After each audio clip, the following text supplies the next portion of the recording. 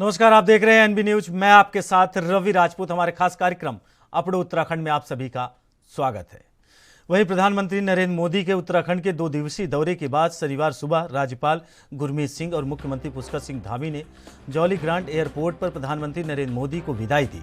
इस मौके पर मुख्यमंत्री ने प्रधानमंत्री को अल्मोड़ा के प्रसिद्ध बाल मिठाई और ब्रह्मकमल से सुसज्जित टोपी भेंट की। इस अवसर पर विधानसभा अध्यक्ष रितु खंडूरी, सांसद माला राज्यलक्ष्मी शाह, पूर्व केंद्रीय मंत्री और सांसद डॉक्टर रमेश पोखरियाल निशंक, कैबिनेट मंत्री रेखा आर्य और अन्य गणमान्य उपस्थित रहे।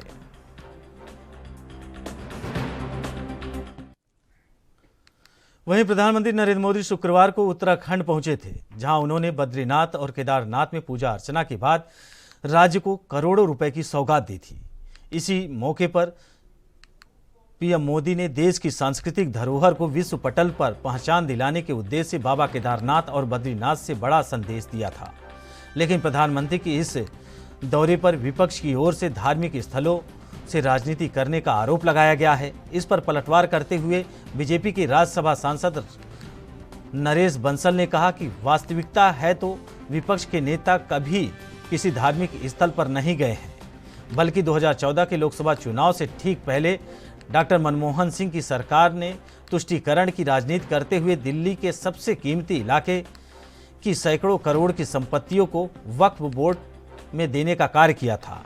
इससे ठीक विपरीत जब देश के प्रथम सेवक के रूप में प्रधानमंत्री नरेंद्र मोदी ने कार्य संभाला, तब से लेकर अब तक Kashi Vishwanath Mahakal corridor, Badrinath Kedarnath master plan तहत चल रहे निर्माण कार्य करने के साथ साथ अयोध्या में भव्य राम मंदिर का निर्माण कराया गया है।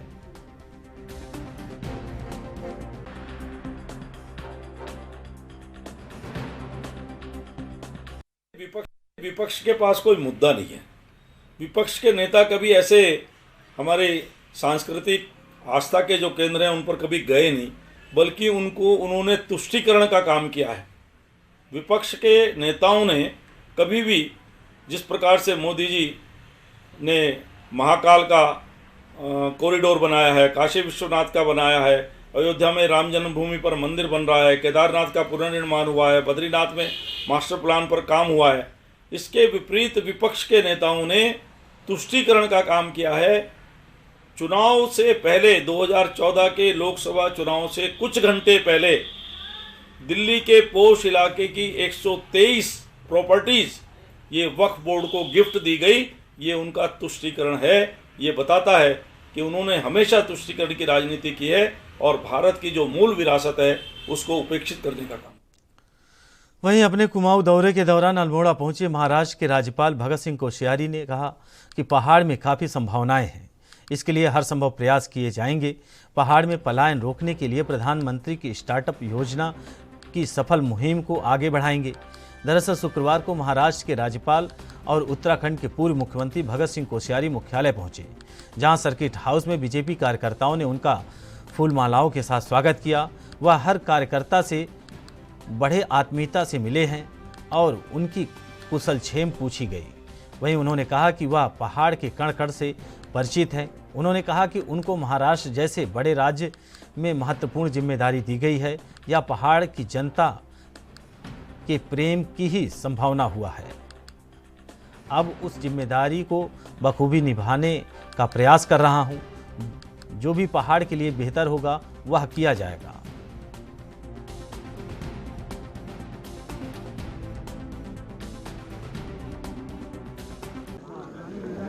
ये मेरा सौभाग्य है, आप सब लोगों के प्यार के वजह से, उत्तराखंड के जनता के स्नेह की वजह से मुझे प्रधानमंत्री जी का विश्वास प्राप्त हुआ और उनके विश्वास और स्नेह के कारण से मैं आज इस शिखर से सागर के एक बहुत बड़े प्रदेश महाराष्ट्र का राज्यपाल हूँ और इस सब का श्रेय मैं प्रधानमंत्री जी को तो देता हूँ, पर उससे अधिक आप सब लोगों को स्नेह प्यार को देता हूँ।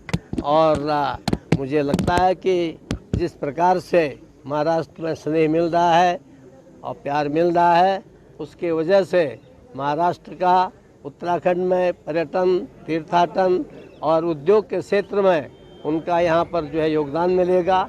उसके लिए मैं प्रयत्नशील हूँ और वहाँ के लोगों की पहाड़ के प्रति रुचि बढ़ी है और उनको पहली बार लगता है ये जो यहाँ का राज्यपाल है ये कोई पहाड़ी नहीं, ये मराठी है, ऐसा वहीं उधम सिंह नगर जिले के किच्छा में कांग्रेस के नवनियुक्त नगर अध्यक्ष भूपेंद्र चौधरी के आयोजित स्वागत समारोह में सैकड़ों कार्यकर्ताओं ने शिरकत की। कांग्रेस कार्यकर्ताओं ने कांग्रेस के उत्तराखंड प्रदेश अध्यक्ष करण मेहरा और पार्टी हाईकमान का आभार व्यक्त करते हुए खुशी का इजहार किया।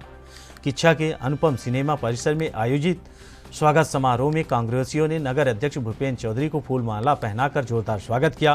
कार्यकर्ताओं ने कहा कि भूपेंद्र चौधरी को नगर अध्यक्ष बनाए जाने पर कार्यकर्ताओं में नई ऊर्जा का संचार हुआ है। कांग्रेसियों ने पार्टी हाईकमान का आभार जताते हुए कहा कि संगठन में कई पदों पर रहते हुए भूपेंद्र चौधरी ने कार्यकर्ताओं को एकजुट कर पार्टी को मजबूत करने का काम किया है।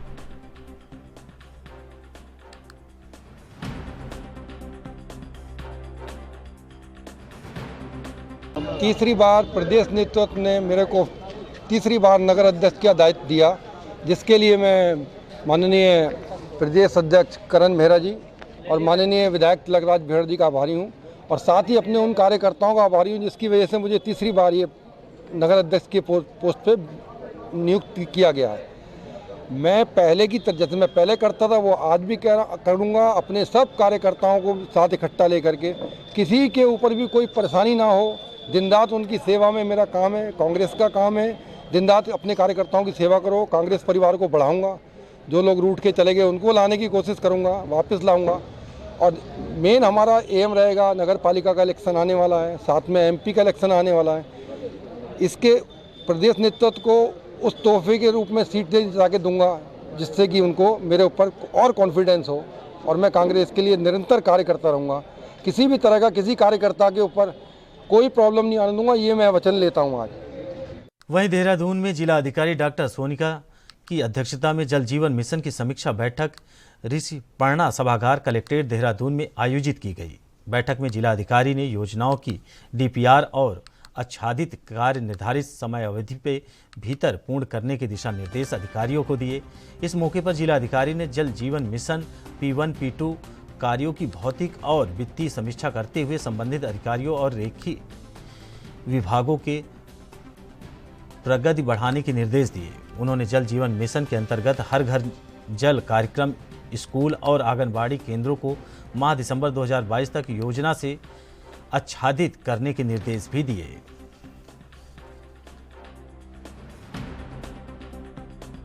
पुलिस शहीद स्मृति दिवस के अवसर पर पुलिस लाइन देहरादून स्थित शहीद स्मारक स्थल पर श्रद्धांजलि कार्यक्रम का आयोजन किया गया। इस कार्यक्रम में मुख्य अतिथि के रूप में सुबोध ओनियाल, उत्तराखंड के मंत्री पूर्व सीएम त्रिवेंद्र सिंह रावत समेत कई बड़े नेताओं ने शिरकत की। कार्यक्रम का संचालन फायरमैन मनीष पंत और महिला आरक्षी सोनिका जोशी की ओर से किया गया। दरअसल प्रधानमंत्री नरेंद्र मोदी के उत्तराखंड दौरे के कारण मुख्यमंत्री इस कार्यक्रम में उपस्थित नहीं हो पाए। उनके स्थान पर सुबोध ओनियाल की ओर से श्रद्धांजलि कार्यक्रम में हिस्सा लिया गया।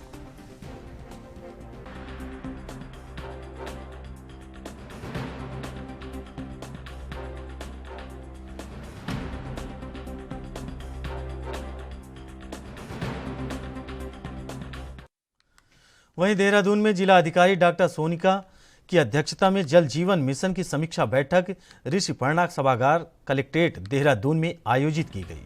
बैठक में जिलाधिकारी ने योजनाओं की डीपीआर और आच्छादित कार्य निर्धारित समय अवधि के भीतर पूर्ण करने के दिशा निर्देश दिए अधिकारियों को। इस मौके पर जिलाधिकारी ने जल जीवन मिशन P1 P2 कार्यों की भौतिक और वित्तीय समीक्षा करते हुए संबंधित अधिकारियों और रेखीय विभागों को प्रगति बढ़ाने के निर्देश दिए। उन्होंने जल जीवन मिशन के अंतर्गत हर घर जल कार्यक्रम स्कूल और आंगनबाड़ी केंद्रों को माह दिसंबर 2022 तक योजना से आच्छादित करने के भी निर्देश दिए।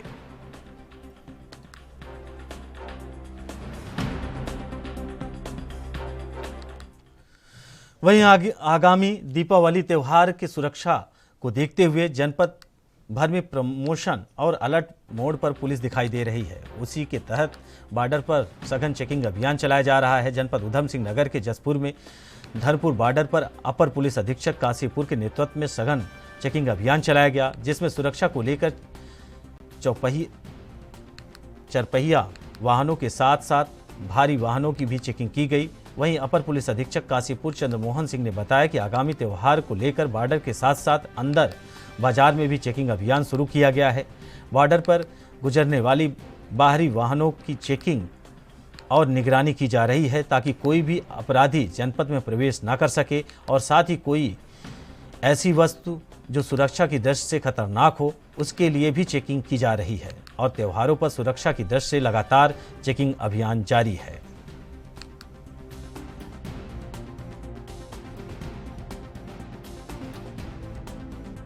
अभी 2-4 दिन लगातार त्यौहार आ रहे हैं और जैसे कि दीपावली का भी जो त्यौहार है 24 तारीख को है, तो हम लोगों ने लगातार बॉर्डर पर और अंदर मार्केट के अंदर भी लगातार जो है चेकिंग शुरू की है। बॉर्डर पे जो बाहर की गाड़ियां हैं लगातार उन पर जो है चेकिंग की जा रही है, उनकी निगरानी की जा रही है कि कोई भी अवांछित अपराधी तत्व जो है हमारे जनपद में प्रवेश न करें। कोई ऐसी सामग्री और ऐसी कुछ भी वस्तु जो है जो कि सुरक्षा की दृष्टि से जो है खतरनाक हो, उसका भी हम लोग चेकिंग कर रहे हैं और लगातार ये चेकिंग रैंडमली चलती रहेगी और त्योहारों की दृष्टि से ही इसको जो है सुरक्षा। वहीं शुक्रवार सुबह बाराकोट निवासी सक्षम अधिकारी घर से 1.5 लाख रुपए लेकर किसी काम के लिए लोहाघाट बाजार आए हुए थे। उनकी 1.5 लाख रुपए लोहाघाट स्टेशन बाजार में कहीं गिर गए।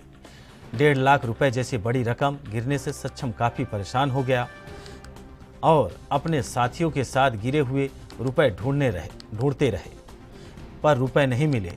जिसके बाद लोहाघाट थाने में रुपए गिरने की सूचना दी गई। तब जाकर लोहाघाट थाने के एसएचओ जसवीर सिंह चौहान के नेतृत्व में पुलिस टीम के द्वारा सीसीटीवी कैमरे की मदद से रुपए ढूंढने की कोशिश की गई, पर रुपयों का कोई पता नहीं चल पाया। वहीं गिरे हुए रुपए बैंक ऑफ बड़ौदा के एटीएम के पास दुकान के काम करने वाले गरीब कामगार मयंक जोशी को गिरे हुए मिले। मयंक रुपए को उठाकर दुकान मालिक मुकेश जोशी को रुपए मिलने की सूचना दी और रुपए मालिक की 1.5 ढूंढ खोज शुरू कर दी। उसके बाद पुलिस अधीक्षक देवेंद्र पिंजा को रुपए मिलने की जानकारी दी गई और रुपए लेकर मयंक जोशी दुकान स्वामी मुकेश के साथ लोहाघाट थाने पहुंच गया और एसएचओ जसवीर सिंह चौहान के सामने 1.5 लाख रुपए की धनराशि मालिक सक्षम अधिकारी को लौटा दी गई और 1.5 लाख रुपए का कर सक्षम काफ़ी खुश हुआ और मयंक की ईमानदारी की प्रशंसा करते हुए कहा कि ईमानदारी आज भी जिंदा है और मयंक का आभार भी जताया।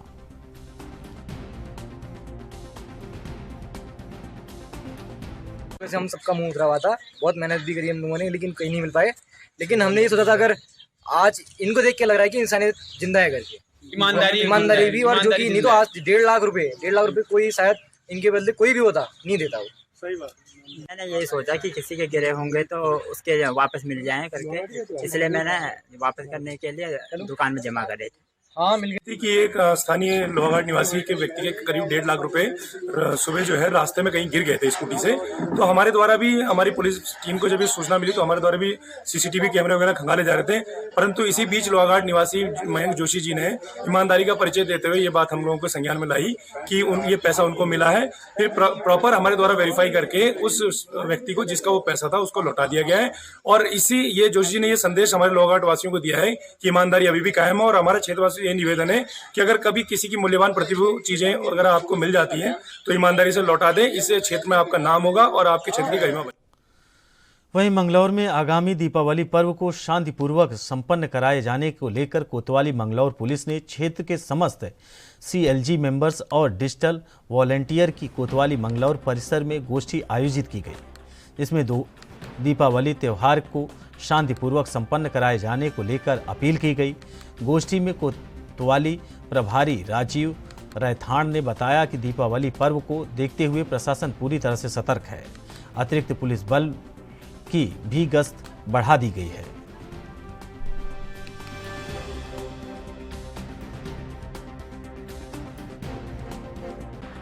दीपावली और धनतेरस के त्यौहार को लेकर थाने के सीएलजी मेंबरों की मीटिंग ली गई थी, जिसमें बताया गया था कि आगामी जो धनतेरस के त्यौहार है उसमें पैसों का लेन देन अधिक रहता है, तो अधिक सतर्कता बरतें और यदि कैश अधिक लाना ले जाना कहीं हो तो पुलिस की आवश्यकता की ज़रूरत पड़े तो पुलिस उसमें जनता की मदद की जाएगी। इसके अतिरिक्त जो है आगामी जो दीपावली के त्यौहार को लेकर ये बताया गया था कि आपसी भाईचारे और उससे सामंजस्य से दीपावली का त्यौहार मनाया जाए। यदि किसी को कोई आवश्यकता या समस्या की जरूरत पड़ती है, समस्या होती है, तो पुलिस को इसकी सूचना तुरंत दें और किसी भी प्रकार का जो है गलत मिसफीड ना किया जाए।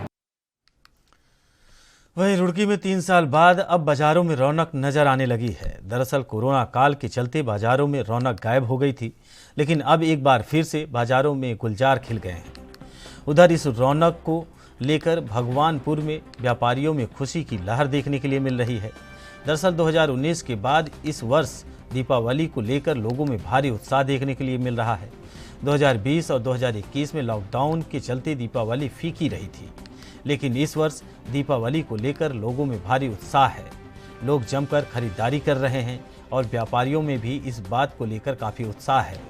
व्यापारियों का कहना है कि पिछले 2 वर्षों में लॉकडाउन के चलते काफ़ी नुकसान हुआ है, लेकिन इस बार जिस प्रकार से ग्राहक बाजार में आ रहे हैं, इससे यही उम्मीद है कि इस बार दीपावली बड़ी ही धूमधाम से मनाई जाएगी।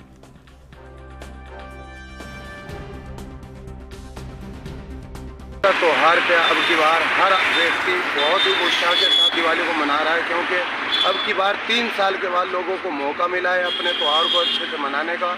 और ये त्यौहार हिंदू मुसलमान के एकता का प्रतीक है और सब में एक दूसरे में प्यार बढ़ने का प्रतीक है।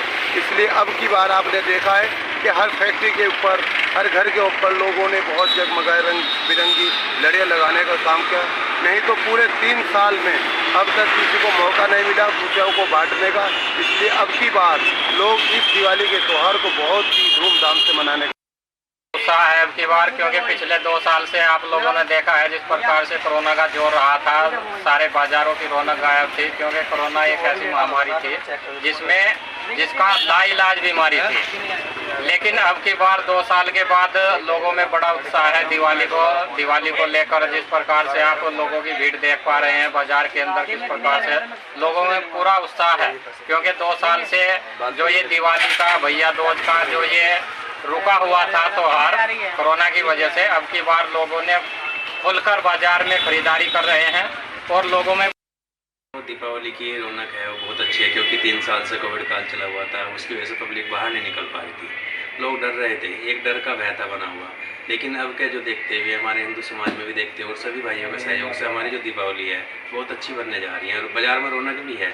और हम सभी से चाहते हैं कि अपने मतलब जो है स्वदेशी जितने भी हमारे सामान हैं सबका उपयोग करें और सभी को मेरी ओर से दीपावली की हार्दिक शुभकामनाएं देना चाहूँगा कि सावधानी पूर्वक पटाखों का इस्तेमाल करें और छोटे बच्चों को ज़्यादा से ज़्यादा फुलझड़ियों का इस्तेमाल कराएं और अपना बचाव रखें और बाहर मतलब कहीं पार्किंग वगैरह में।